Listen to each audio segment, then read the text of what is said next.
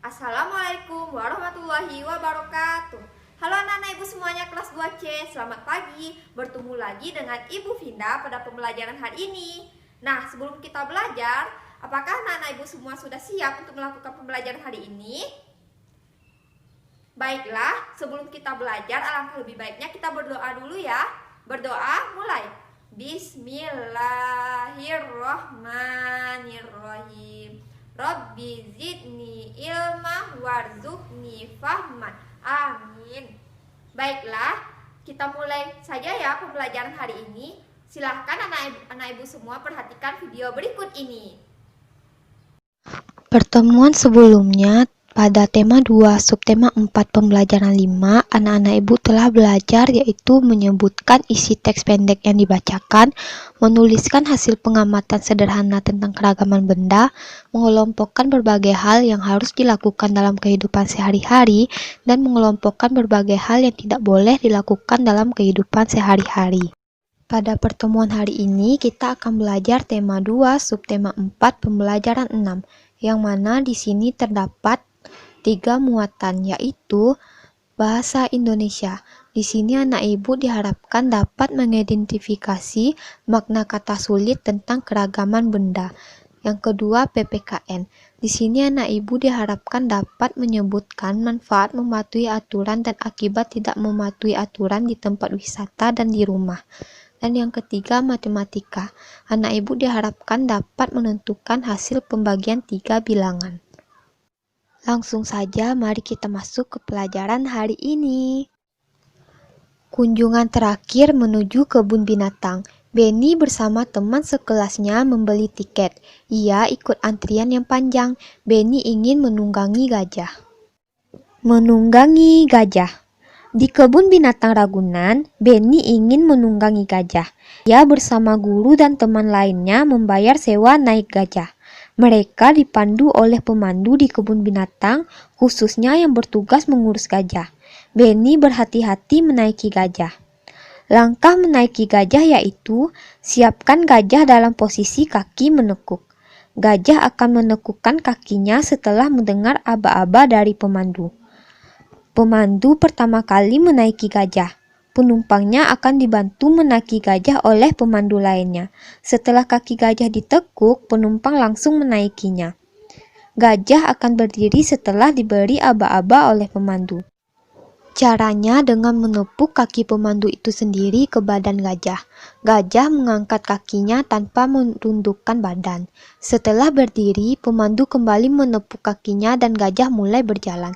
Saat berjalan akan terasa sedikit oleng, tetapi lama-kelamaan akan terbiasa. Nah, sekarang kita akan belajar mengetahui makna kata dari teks bacaan tadi. Dan ada kata-kata baru yang tidak terdapat pada cerita tadi. Oleh karena itu, mari disimak ya. Pada teks bacaan tadi terdapat beberapa kata sulit, yaitu yang pertama menunggangi, maknanya yaitu menaiki. Yang kedua sewa, maknanya yaitu pemakaian sesuatu dengan membayar. Yang ketiga pemandu, maknanya yaitu penunjuk jalan. Yang keempat menekuk, maknanya yaitu melipat. Dan yang kelima aba-aba, maknanya yaitu kata perintah. Dan tambahan kata sulit lainnya yaitu yang pertama tradisional, maknanya menurut kebiasaan atau adat. Yang kedua tali pelana, maknanya yaitu tali yang mengikat tempat duduk penunggang kuda. Yang ketiga pijakan, maknanya yaitu tempat menginjak. Yang keempat torso, maknanya badan atau batang tubuh tanpa lengan dan kaki. Dan yang kelima kekang, yaitu tali untuk pengendalian kuda. Sekarang mari membuat kalimat dengan menggunakan kata yang telah dipelajari tadi. Pertama, menunggangi. Contoh kalimatnya yaitu Benny sedang menunggangi kuda. Kedua, sewa. Contoh kalimatnya yaitu harga sewa mobil itu cukup mahal. Yang ketiga, pemandu. Contoh kalimatnya yaitu pamanku bekerja sebagai pemandu wisata. Yang keempat, menekuk. Contoh kalimatnya yaitu Benny sedang menekuk kakinya. Yang kelima, aba-aba. Contoh kalimatnya yaitu Benny dan teman-temannya sedang konsentrasi mendengarkan aba-aba gurunya. Sekarang mari kita amati gambar benda yang digunakan saat menunggangi kuda. Pertama, sepatu boot. Berwarna coklat, terbuat dari karet atau kulit binatang. Berbentuk seperti huruf L dengan lubang di atas untuk memasukkan kaki. Kedua, rompi dengan ciri-ciri berwarna hitam, terbuat dari kain, karet atau kulit binatang. Berbentuk seperti kaos. Ketiga, kacamata. Berwarna hitam, terbuat dari kaca atau plastik. Berbentuk melengkung. Keempat, helm. Berwarna hitam atau biru tua, memiliki ikat berbentuk setengah bulat. Selanjutnya yaitu tali pelana. Ciri-cirinya berwarna coklat, berbentuk melengkung.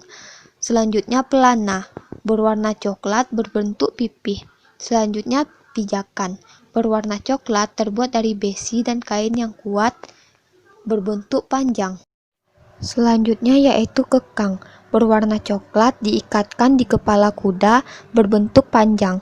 Selanjutnya penutup mata kuda, berwarna coklat, digunakan untuk menutupi pandangan arah samping kuda, berbentuk segi empat atau lingkaran. Nah, berdasarkan pengamatan tadi dapat disimpulkan bahwa setiap benda memiliki ciri-ciri dan bentuk yang berbeda. Sekarang mari simak percakapan berikut ini ya. Apa ya manfaat mematuhi aturan naik kuda? Nah, ketika kita naik kuda, itu ada beberapa aturan yang harus kita patuhi. Yang memiliki manfaat yaitu agar tidak jatuh saat naik kuda dan agar kuda tidak liar. Kalau akibat tidak mematuhi aturan naik kuda apa? Kuda bisa liar atau memberontak dan membahayakan keselamatan penunggang kuda. Penunggang kuda bisa jatuh. Selanjutnya, mari kita diskusikan pertanyaan berikut ini. Nomor 1. Bagaimana manfaat mematuhi aturan di tempat wisata dalam kehidupan sehari-hari?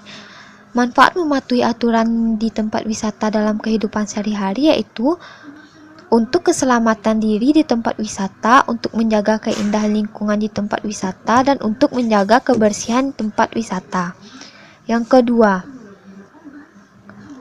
bagaimana akibat berperilaku yang tidak sesuai dengan aturan di tempat wisata? Akibat berperilaku yang tidak sesuai dengan aturan di tempat wisata yaitu mengancam keselamatan di tempat wisata, merusak tanaman, lingkungan menjadi kotor. Yang ketiga, bagaimana manfaat mematuhi aturan di rumah dalam kehidupan sehari-hari? Manfaat mematuhi aturan rumah dalam kehidupan sehari-hari adalah suasana di rumah menjadi damai, semua kegiatan di rumah berjalan dengan baik. Yang keempat, bagaimana akibat yang tidak sesuai dengan aturan di rumah? Keadaan di rumah menjadi tidak tenang, kegiatan tidak bisa berjalan dengan lancar. Sekarang, mari anak-anak ibu simak percakapan berikut ini ya. Benny, coba lihat. Di kebun binatang ada berbagai jenis hewan. Banyaknya kijang di kebun binatang 48 ekor. Kandang kijang ada 4. Setiap kandang berisi kijang yang sama banyak. Berapa banyak kijang di setiap kandang? Ini menjawab, banyak kijang di setiap kandang dapat diketahui dengan membagi bilangan 48 dengan bilangan 4, yaitu 48 dibagi 4 sama dengan 12. Jadi dapat diketahui bahwa banyak kijang di setiap kandang adalah 12 ekor. Pada pertemuan sebelumnya, kita telah belajar tentang pembagian. Pembagian ini bisa dicari dengan pengurangan berulang sampai hasilnya sama dengan 0. Untuk lebih jelasnya, mari kita kerjakan soal berikut ini. Nah, di sini terdapat soal 16 dibagi 8 dibagi 2. Bagaimana cara mencarinya? Kita mulai terlebih dahulu dari sebelah kiri ya, yaitu 16 dibagi 8. Ingat cara mencari pembagian tadi yaitu dengan pengurangan berulang. Dengan pembaginya yaitu 16 dibagi 8. Pembaginya di sini yaitu 8. Jadi 16 dikurang 8 sama dengan 8. Karena di sini hasilnya belum 0, jadi kita kurangi lagi 8 dikurang 8 yaitu 0. Jadi di sini sudah didapatkan hasilnya 0. Sekarang tinggal kita hitung berapa kali pengurangan berulang. Terdapat 2 kali pengurangan berulang. Jadi 16 dibagi 8 sama dengan 2. Selanjutnya, apakah sudah siap? Belum siap. Jadi sekarang kita mencari 2 dibagi 2. Nah, 2 dibagi 2 tidak perlu lagi kita cari dengan pengurangan berulang. Karena kita tahu bahwa jika angka tersebut dibagi dengan angka itu sendiri, maka hasilnya adalah 1. Nah, jadi 2 dibagi 2 sama dengan 1. Jadi, 16 dibagi 8 dibagi 2 sama dengan 1. Nah, sekarang mari kita coba dengan soal yang lain ya. 33 dibagi 11 dibagi 3. Kita mulai mengerjakannya dari yang sebelah kiri terlebih dahulu. 33 dikurang 11. Nah, kita coba dengan pengurangan berulang. 33 dikurang 11 sama dengan 22. Karena di sini hasilnya belum 0, jadi kita dengan 11.